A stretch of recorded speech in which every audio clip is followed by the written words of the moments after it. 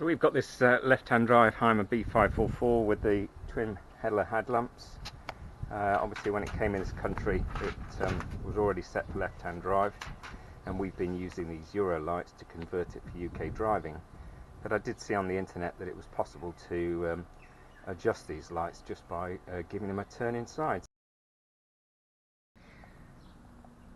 So when Heller designed these headlights, the idea of being able to adjust between left-hand driving and right-hand driving seemed very simple, and the process of changing it is nice and easy. Unfortunately, when Hymer designed the van, they didn't make it very easy to do the job, and accessing here is almost impossible. I've tried to get my hands in there. I can find one or two of the screws, but it's very uncomfortable. So as you can see, I've got a bit of damage here, some delamination on the bumper that I want to repair, and I thought the best thing to do is to remove the whole bumper to get proper access. So I thought while the bumper was off, I'll see if I can get some better access to the back of the lights. Right, so on the wheel arch, under these rubbers, you can see there are three, and another one down here out of the way. Self-tapping screws that go into the bumper, and they need to be removed so that the bumper can come away. Interestingly, this stuff the other day was all grey and dry and quite rigid, but I've put something on called Polytrol, which very quickly A has made it go black, but B has made it quite pliable and easy to lift, so we can get access to these screws. Completely remove the trim on this side just to show there is one more screw here that's holding the bumper. So inside the engine compartment, just here on each side, there is a self-tapping screw that goes into the top of the bumper, and that needs to be removed on each side.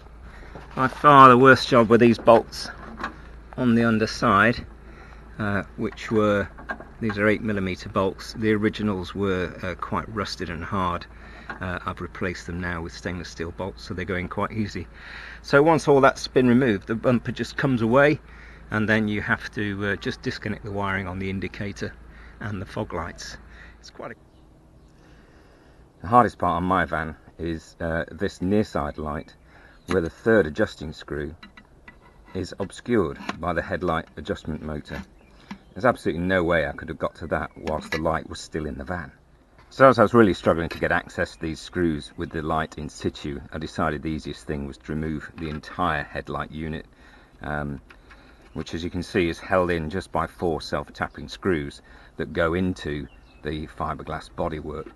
The difficulty once again was the 4th screw, in this case here. You can see that the screwdriver really struggles to get an angle to go in there and get purchase on the screw. On the back of the headlight, you can see there are 3 screws. I've painted these white so you can spot them a bit better. So 1, 2 and 3 tucked in here. You need to slacken these off a long way. It's not a case of just loosening them and twisting. It won't twist. You have to kind of pull it out a little and then rotate it. And you can see there's markers here saying for left-hand drive and right-hand drive. So once the screws are out, that's a fairly simple process.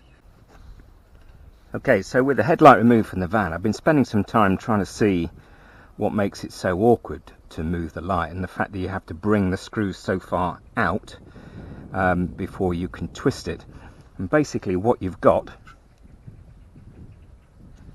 is on the lens part, you've got these tags, one there and one there. And they locate into these depressions. So basically when you want to turn the headlight, you have to lift it past that lug, so it's got to come out about 5mm. You turn it round and then you put it back in again. And obviously that takes an awful lot of undoing on the screws, which makes it difficult to just sort of leave these partially tightened and then just tighten one up. So what I've done here is I've actually cut those lugs off on this one, and the point now is if we can get it back into the housing, you can see it now just turns. So we can have 2 screws closely done up but loose, and 1 screw just locking, and then that should make it easy to adjust the headlights, picking the screw that's easiest to get access. So it's still a bit of a struggle, but I can get in here now, get my hand on the light and give it a twist to change sides from UK to continental driving. So putting it all back together was just reverse the removal process, and now it's easy for me to adjust the headlights.